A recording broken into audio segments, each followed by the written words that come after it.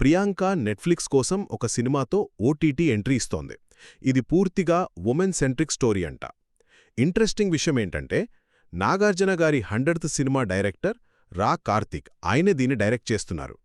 Rise east entertainment produce చేస్తోంది. Shooting కూడా India ఇంకా సౌత్ కొరియాలో ప్లాన్ చేస్తున్నారట. సో ఇది తన first full fledged OTT release. అంతేకాదు, తన మొట్టమొదటి మహిళా ప్రాధాన్య చిత్రం కూడా.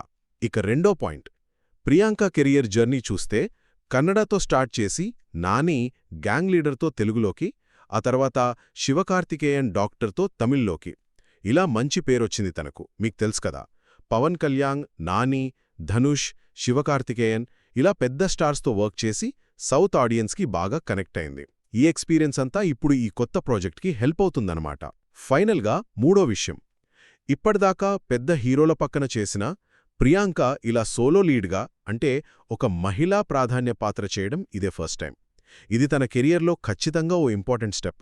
మరీ ముఖ్యంగా పవన్ కళ్యాణ్ ఓజీ లాంటి భారీ సినిమా తర్వాత వస్తోంది కాబట్టి దీనిపై కొంచెం ఎక్స్పెక్టేషన్స్ ఉండే ఛాన్స్ ఉంది.